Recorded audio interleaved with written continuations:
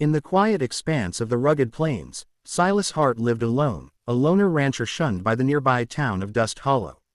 His days were spent tending cattle, his nights haunted by solitude. One morning, as the sun cast long shadows, he noticed his new maid, Clara, wincing as she worked. Curiosity stirred within him, a rare break from his isolated routine. Clara, a young woman with a guarded demeanor, had arrived weeks ago seeking work. Silas, though gruff, had taken her in, needing help with the sprawling ranch. That morning, as she bent to sweep the porch, her blouse shifted, revealing jagged burn marks scarring her back. Silas froze, his weathered hands tightening on his coffee mug. The sight of those marks ignited a fire in Silas's chest, a mix of anger and pity he hadn't felt in years. He'd seen scars before, battle wounds, cattle brands, but these were deliberate, cruel. "Clara," he rasped, his voice rough from disuse, "who did this to you?"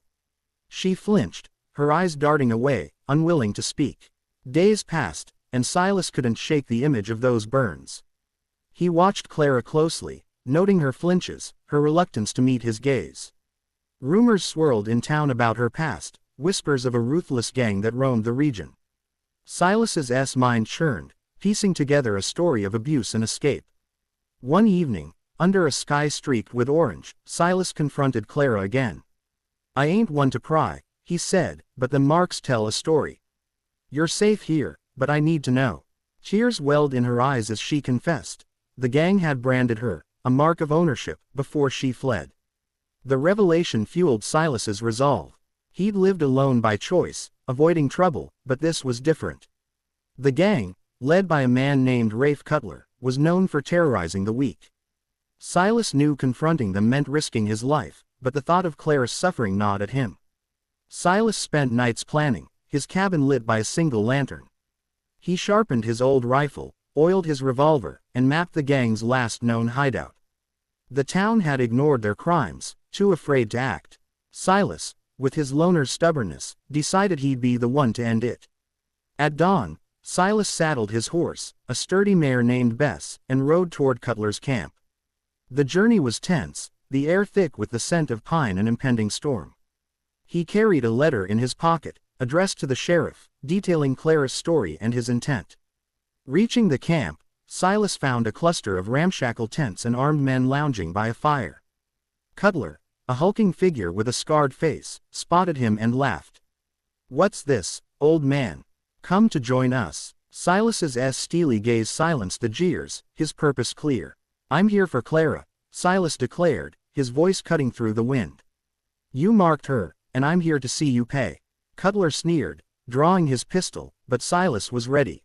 The standoff drew the gang's attention, a crowd forming around them. Gunfire erupted as Cutler fired first, the bullet whizzing past Silas's ear. Silas ducked, returning fire with precision honed from years on the range. Chaos ensued, men scattering as flames from the campfire spread, igniting a tent. Smoke billowed, masking the fight.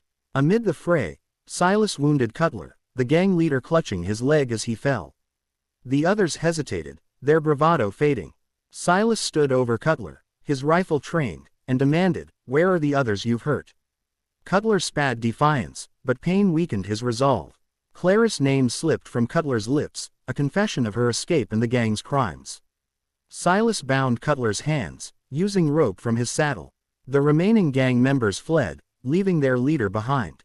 Silas's heart pounded, victory tempered by the violence. With Cutler in tow, Silas rode back to Dust Hollow, the letter delivered to the sheriff's office en route. Townsfolk gathered, stunned by the loner's audacity.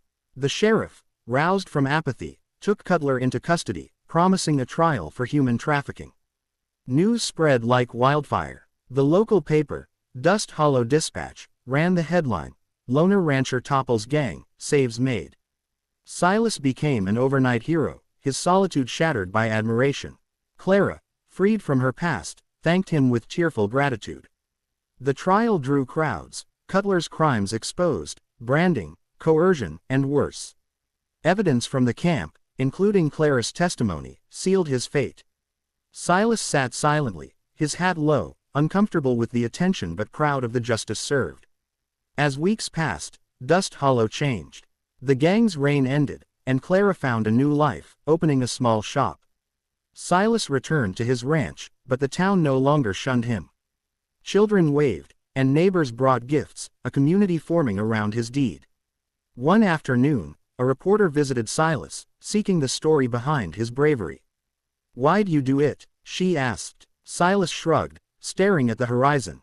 "Ain't right to let evil stand," he muttered, his gruff exterior hiding a newfound purpose. Clara visited often, bringing baked goods, a bond forming between them. Silas, once a loner, found companionship in her resilience. The burn marks faded from her back, but not from his memory, a reminder of the fight that changed them both. The headlines lingered, reprinted in papers across the state. "Ranchers' Justice" became a rallying cry, inspiring others to confront local injustices. Silas received letters of thanks, though he rarely responded, preferring the quiet of his land. One evening, a storm rolled in, mirroring the night of the confrontation. Silas stood on his porch, watching lightning split the sky. He thought of Cutler, now jailed, and the lives saved. The loner had become a legend, reluctantly. The sheriff visited, offering Silas a deputy badge. "You've earned it," he said. Silas declined, valuing his independence, but agreed to help when needed. The town respected his choice, seeing him as a guardian rather than a servant. Clara's shop thrived, her story woven into its walls. She named it New Beginnings, a tribute to Silas's intervention. Customers came for her goods and her tale, boosting Dust Hollow's economy and spirit. Years later, Silas's ranch expanded, his herd growing with help from hired hands. He remained solitary but no longer isolated, his name a symbol of courage. Clara's laughter echoed during visits, a sound he'd grown to cherish. A statue was proposed in Dust Hollow's square, honoring Silas's deed. He protested, but the town insisted, casting him in bronze with his rifle raised. The plaque read, "Silas Hart, Defender of the Defenseless." On the statue's unveiling day, Silas stood aside, hat in hand, as Clara cut the ribbon. The crowd cheered, and for once, he smiled. The loner had found a place, his legacy etched in stone and story. As dusk fell, Silas rode Bess back to the ranch, the weight of the day lifting. The burn marks on Clara's back were a memory now, replaced by hope. His life, once empty, brimmed with purpose, a quiet hero's tale. The headlines faded, but the impact endured. Dust Hollow prospered, its people united by Silas's act. The loner rancher, once a shadow, became a beacon, his name whispered with respect, a legend born from burn marks and bravery.